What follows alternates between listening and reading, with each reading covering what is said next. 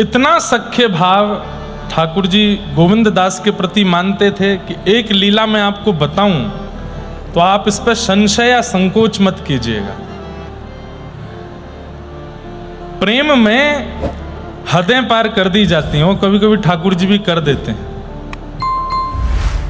सोचिए, जो प्रेमी होता है ना, उससे प्रेम किया जाए, अच्छे से बात की जाए, सम्मान दिया जाए और बहुत नेह भरी बातें करी जाएं, तो समझो प्रेम अभी कम है।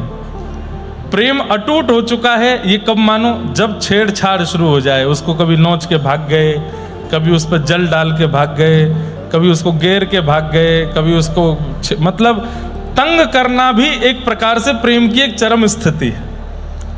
छोटे बालकों को जो बहुत जल्दी थोड़े ऐसे गुस्सा से हो जाते हैं, उनको छेड़ने में बड़ा मजा आता है। उनको प्यार करने में सुख नहीं मिलता, उनको छेड़ने में ही सुख मिलता है।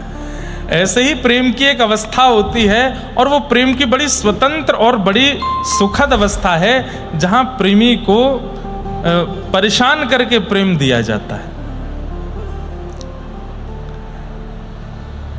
हमारे ठाकुर जी श्री गोविंद दास के साथ में खूब खेलते हैं, खूब मधुर मधुर लीला करते हैं। कल हम लोग सुन रहे थे, लेकिन अब एक लीला ऐसी करी ठाकुर जी ने कि जिसको सुनकर के थोड़ी सी मन में आई कि ठाकुर जी, चलो मानव कर सकता है, पर ठाकुर जी कैसे कर रहे हैं। श्री प्रियादास जी वर्णन कर रहे हैं, गए हैं बाहिर भूमि तहां कृष्ण आए झुम करी, बड़ी धूम आके बोढ़न सो मार के, इन्हु निहार उठ मार दई बाह सो, जो कौतुक अपार सख्य भाव रस सार के, माता मग चाहे बड़ी बेर भई आई तहां, कहाँ बार लाई ओट पाई उर्धार के, आयो यो विचार अनुसार सदाचार कियो, लियो प्रेम गाढ़ कभू करत संभार के।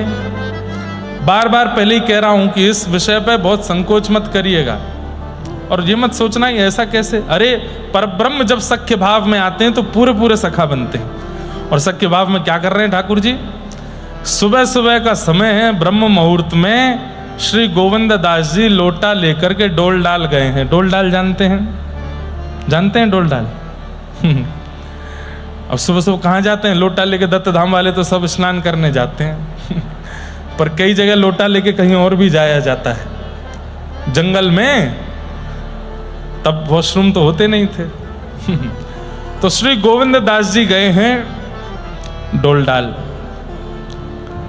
ठाकुर जी को पता चल गई, और ठाकुर जी तुरंत, महाराज मंगला होने वाली आधा घंटे में, ठाकुर जी की आंख खुल गई है, जग गए हैं। सो मंगला से पहले ही खिड़की से निकल करके और फेंटा बांध करके, इस कलिकाल में 450-500 वर्ष पहले ठाकुर जी दौड़े, और बिल्कुल धीमी गति, धीमी चाल गोविंद दास के पीछे पीछे चल रहे हैं। अभी कछु ना कहूंगा, अभी कछु ना कहूंगा, जब बैठ जाऊंगा, बैठ जाएगा तब छेड़ूंगा आपको और श्री गोविंद दास जी जब बिल्कुल अपना सब वस्त्र आदि सब व्यवस्थित करके जैसे ही विराजे सोई ठाकुर जी वहां पर बेर का एक वृक्ष लगा था, वहां से बेर तोड़े और बेर पकड़ करके निशानों लगावे और सीधे गोविंद दास के ऊपर। अब अकेले वन में चुपचाप गोविंद दास, अब बेर आकर के पड़े तो वो गोविंद दास जी, कौन है कौन है, थोड़े परेशान से हो जाएं।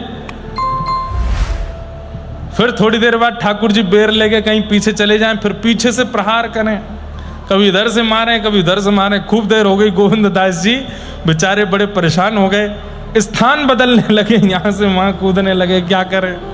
ठाकुर जी तो पीछा ही नहीं छोड़े।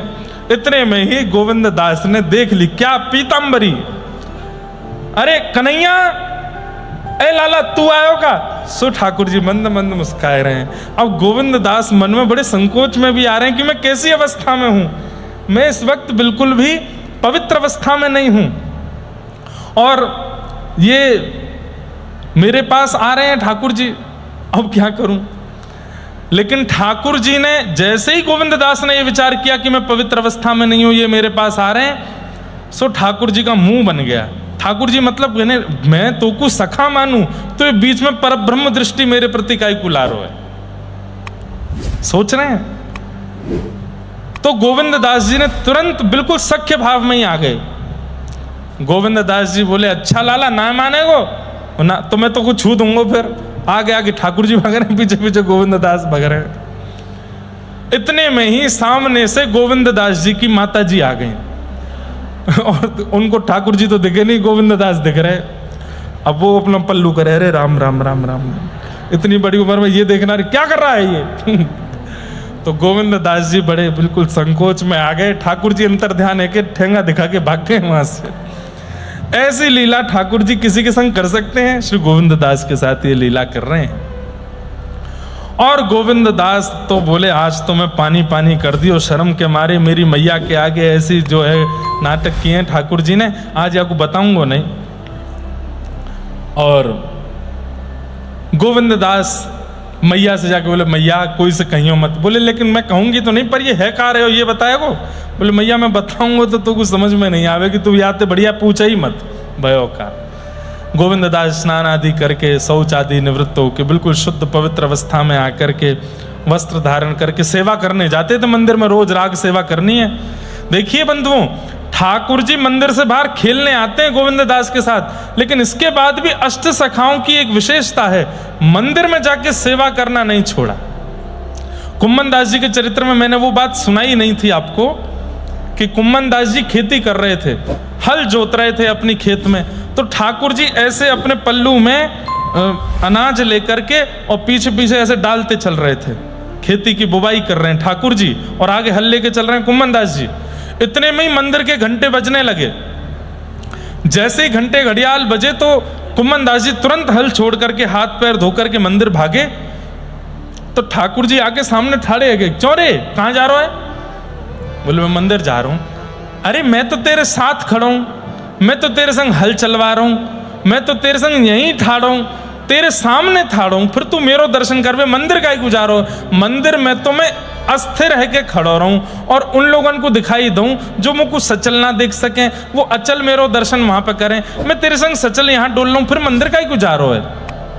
गोविंद दास चतुर्भुज दास जी का उत्तर बहुत सुंदर है। क्या कहते हैं? ठाकुर जी आप मेरे खेत में आते हो, मेरे घर पे आते हो, मेरे पास आते हो अपनी इच्छा से।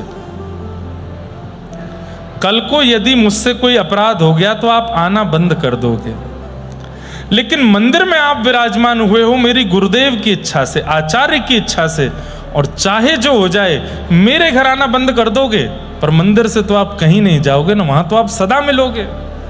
आज यदि मेरी भक्ति कम हो जाए और आप मेरे पास आना बंद कर दो तो भी मुझे रोना नहीं पड़ेगा आपको ढूंढने के लिए। मुझे पता है कि आप मंदिर में बैठे हो, वहां से आप नहीं जाओगे। मुझे अपने भाव पर विश्वास नहीं है, मेरे भाव से तो आप दूर भी हो सकते हो, पर मेरे आचार्य के भाव से आप मंदिर में प्रतिष्ठित हो, वहां से कहीं नहीं जाओगे। इसलिए मैं उस स्थान जाना क्यों बंद करूं जहां मुझे सर्वदा आपका दर्शन होना है? मैं तो वहां जाऊंगा। ठाकुर जी संग खड़े तो भी वो मंदिर गए और मंदिर जाकर के ठाकुर जी का मधुर दर्शन किया। तो अष्ट सखाओं के प्रति एक विशेष बात यह है कि आपने प्रेम में आकर के ठाकुर जी की इतनी मधुर अंतरंग लीलाओं का अनुभव करके भी मंदिर जाना नहीं छोड़ा।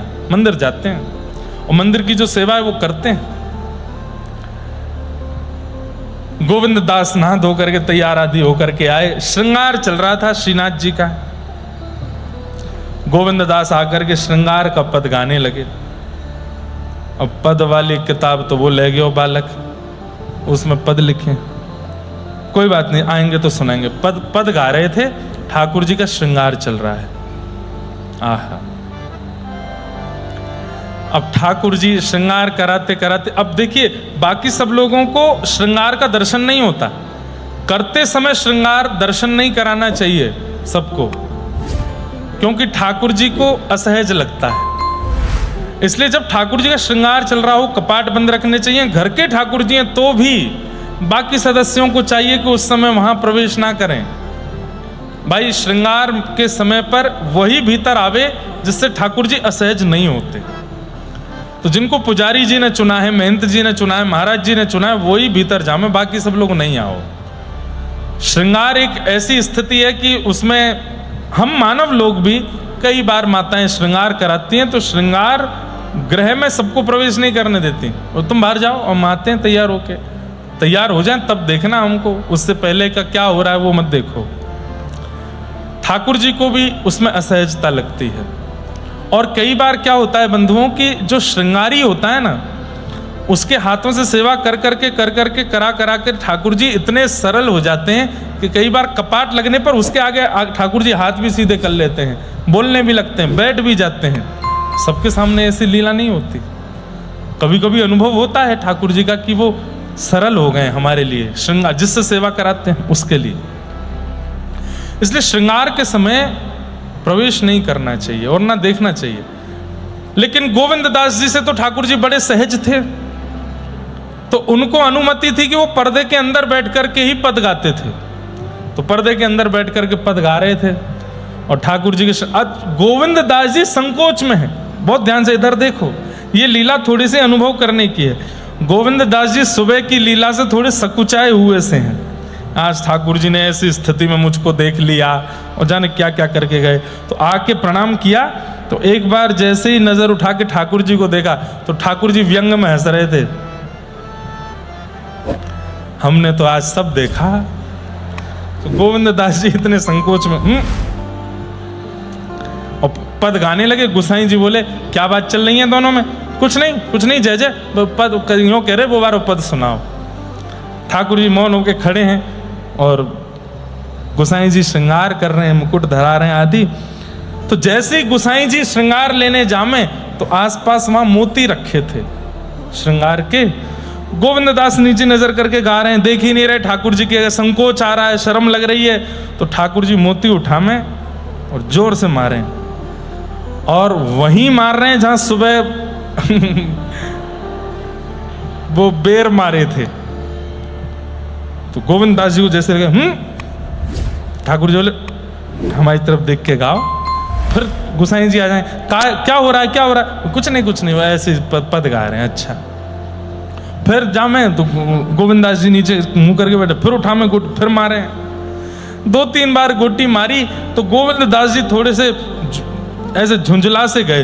रुको अभी बताऊं। तो जो गोटियां उनको मारी थी वही गोटियां इकट्ठी करी, बोले अब मैं मारूंगा। अब गोविंद दास जी को ये याद नहीं रहा, इन्होंने जैसी गोटी मारी उसी समय गुसाई जी पलट के देखने लगे और इन्होंने ऐसे करके गोटी मारी थी और वो ठाकुर जी के हस्त कमल पे आके पड़ी। गुसाई जी को इतना गुस्सा और ठाकुर जी देखो मारो मुझे, इतना उद्यमी है, तुमने इतना मूड पे चढ़ा रखो है याकू, देखो कितना उद्यमी है को, भगवान को मार रहो है रे, नंद के लाला को मार रहो, इतना तुमको नंदरानी ने भी अधिकार नहीं दियो मारवे को और तुम मार रहो। देखो गुसाई जी तुम्हारे राज में कहाँ चल रहो। गुसाई जी कहे गोविंद दास तू तो बहुत बेकार आदमी है, ठाकुर जी पे तू श्रम करावे, गोटी मारे ठाकुर जी। बोले 100 झूठे मरे होंगे तब ये लाला भयो तुम्हारो। बोले इतना उद्यमी है या कि उधमन को कहा बताऊं मैं।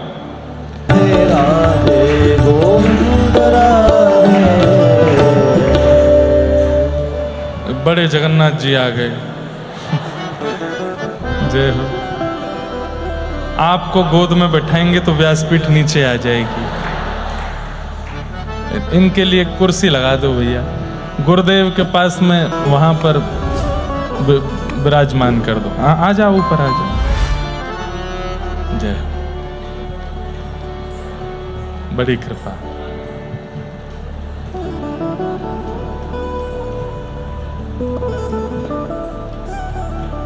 जय।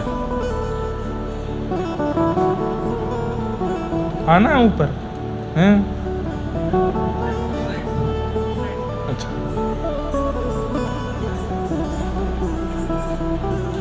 अब व्यास शासन इतना बड़ा है कि या तो आप ही सुनाओ आगे की कथा, आपकी लीलाएं हैं, दर्शन दे दो सबको। जय हो। श्री जगन्नाथ महाप्रभु की। चलो वहाँ आसन लगवा दो, वहाँ विराजमान। महाराज जी को भी दर्शन दियो वहाँ पे। हाँ, क्या बता रहे थे हम? तो हाँ, तो गोविंद दास जी बोले तुम्हारो ये छोरा इतना बिगड़ गयो है, इतना झूठ बोले, या तो कछुना कहेंगे हमें समझा रहे हैं, इतना उधम मचावे। सो गोविंद दास जी बोले आप बता दो। गुसाई जी बोले क्या कहा उधम क्यों लाला ने, बताओ। ठाकुर जी बोले सुबह बारो बता, सुबह बारो। तो गोविंद दास बोले नहीं नहीं जय जय, वो छोड़ो, ऊधम की तो कोई बात नहीं है, लेकिन बस कृपा है लाला ऐसी रीझे रहे हमसे, इनकी ये कृपा हम पर बनी रहे।